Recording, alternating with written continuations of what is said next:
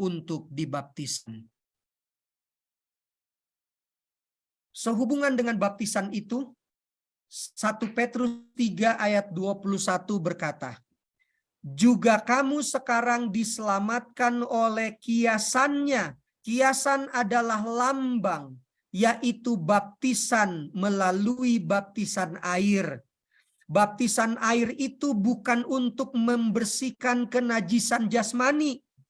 Sama seperti Anda dan saya pulang dari kerja, sudah kotor lalu mandi. Baptisan bukan seperti itu. Pakai sabun lalu bersih. Baptisan air adalah lambang untuk memohonkan hati nurani yang baik kepada Allah oleh kebangkitan Yesus Kristus. Petrus mengerti arti baptisan. Baptisan adalah kiasan. Yang terpenting adalah pertobatan. Mana buktinya? Matius 3 ayat 11. Aku, kata Yohanes, membaptis kamu dengan air sebagai tanda pertobatan, tetapi ia yang datang kemudian daripadaku lebih berkuasa daripadaku, dan aku tidak layak melepaskan kasutnya. Ia akan membaptiskan kamu dengan Roh Kudus dan dengan api. Yang saya mau sampaikan dari pembahasan ini, sangat diharapkan ketika seseorang dibaptiskan, dia mengerti apa arti bertobat. Tetapi banyak hal, banyak peristiwa, banyak pengalaman, orang dibaptis oleh karena banyak faktor. Yang terpenting dari baptisan air bukan diselamkannya. Maksud saya tindakannya ya Bapak Ibu. Bukan soal tindakan diselamnya. Tetapi apakah pribadi tersebut mengerti arti bertobat. Itu yang paling penting. Dengan demikian kita berharap siapapun orang tersebut yang dibaptis dengan baptisan selam, maka dia sudah bertobat. Tetapi bila mana belum, maka dia harus kembali belajar untuk mengerti akan arti pertobatan. Sekarang kita melihat makna yang kedua, yaitu kepada pemimpin Yahudi. Bapak Ibu baca di di Matius pasal 3 terus begitu ya, sampai di ayat yang ke-7. Setelah orang banyak dibaptis, bukan setelah, kalimat saya kurang tepat. Sementara Yohanes membaptis orang banyak yang memerlukan juru selamat, ayat 7 mengatakan, waktu Yohanes melihat banyak orang Farisi dan orang Saduki datang untuk dibaptis, berkatalah Yohanes kepada mereka, hai kamu keturunan ular beludak, siapakah yang mengatakan kepada kamu bahwa kamu dapat melarikan diri dari murka yang akan datang? Ini adalah perkataan yang tegas kepada Yohanes. Maaf, perkataan Yohanes yang tegas kepada pemimpin Yahudi. Yohanes melihat pemimpin-pemimpin Yahudi, pemimpin-pemimpin agama tidak memperlihatkan pertobatan. Mereka tetap hidup seperti di zaman kegelapan. Beludak berarti berbisa, beracun yang mematikan. Dan bila mana kita berbicara tentang ular, maka Wahyu 12 ayat 9 dengan tegas berkata, dan naga besar itu si ular tua yang disebut iblis atau setan, itulah lambang daripada ular. Dia adalah iblis atau setan. Ini yang menarik Bapak Ibu. Rasul Paulus mencatatkan kepada jemaat di Korintus, ada apa dengan ular beludak? Maksud saya pemimpin-pemimpin Yahudi sehingga disebut oleh Yohanes Pembaptis seperti ular beludak. Hal itu tidak usah mengherankan, sebab iblis pun menyamar sebagai malaikat terang. Yang saya mau sampaikan adalah pemimpin-pemimpin Yahudi hidup tidak apa adanya. Mereka menyamar. Bapak Ibu pernah lihat seekor ular yang sedang melingkar? Dia kelihatan baik-baik saja, tetapi tiba-tiba tanpa diantisipasi, ular yang sedang melingkar itu menjulurkan kepalanya dan mematuk siapa saja yang ada di dekatnya. Seperti itulah yang dimaksud oleh Yohanes Pembaptis. Hai kamu ular beludak, kamu seperti malaikat terang, yang sebenarnya kamu adalah iblis. Hal ini sama seperti kita memainkan peran di drama ataupun di film. Kita memainkan peran antagonis, kita memainkan peran yang sangat tidak disukai oleh banyak orang. Kelihatannya baik, padahal culas, padahal jahat. Itulah sebabnya bahasa yang tepat untuk kata iblis yang sedang menyamar adalah hypocrites. Bahasa Inggrisnya hypocrite, yang artinya munafik. Dan bila mana Bapak Ibu membaca Matius pasal 23, maka Yesus banyak sekali menggunakan kata munafik. Hai kamu orang-orang munafik. Yesus sedang menegur pemimpin-pemimpin Yahudi yang Yohanes sebutkan sebagai ular beludak. Pertanyaannya, apakah pemimpin Yahudi dibaptis? Tidak. Mereka tidak memberi diri dibaptis pada saat itu. Pada waktu Yohanes sedang membaptis banyak orang.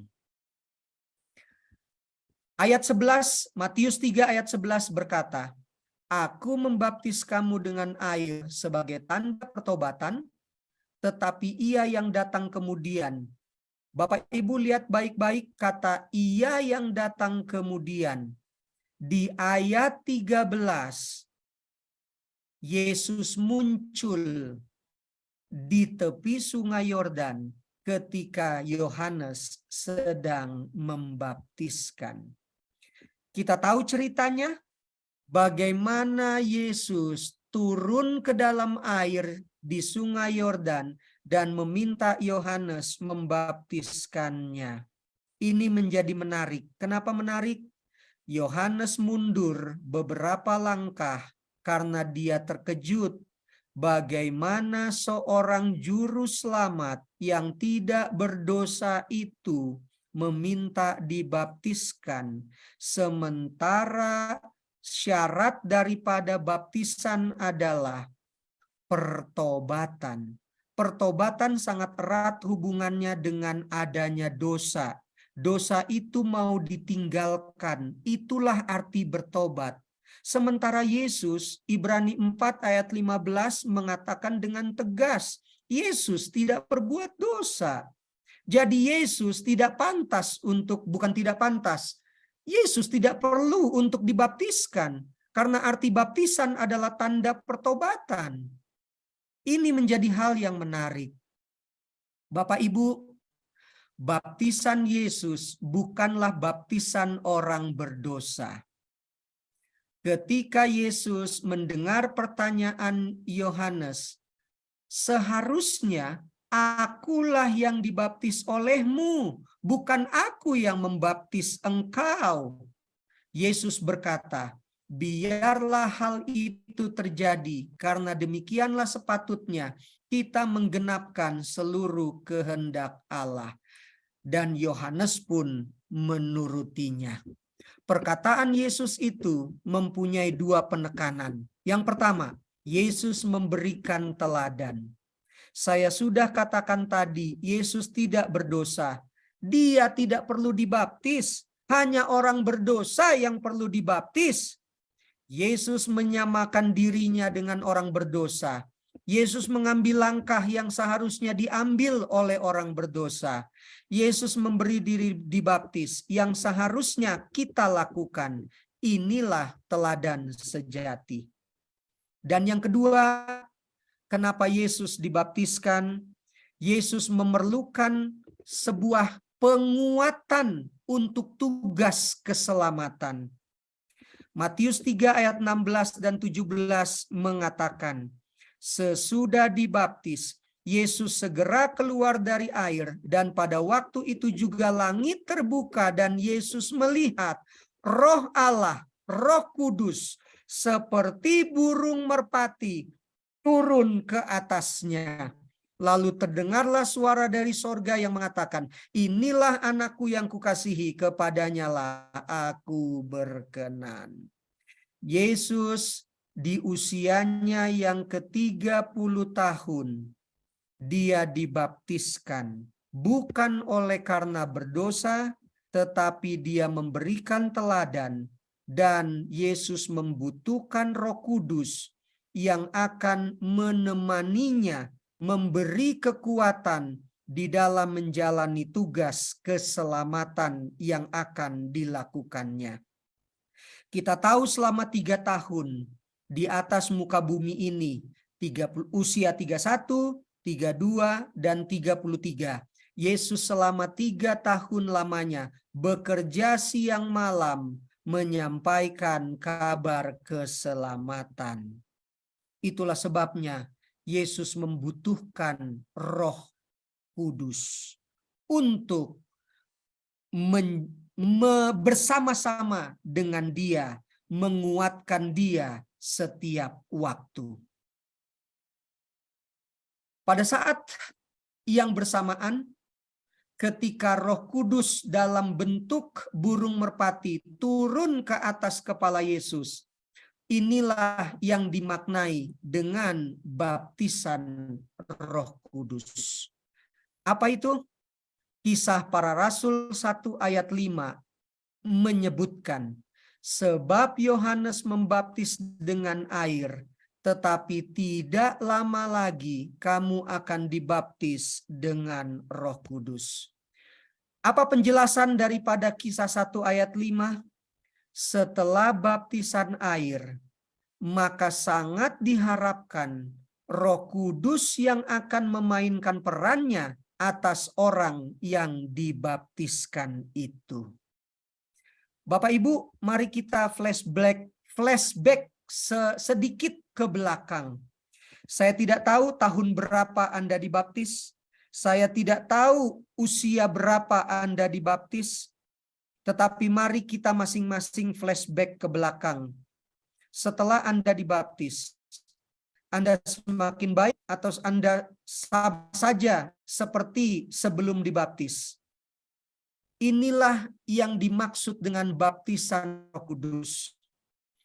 Roh Kudus akan memainkan perannya di atas diri kita masing-masing.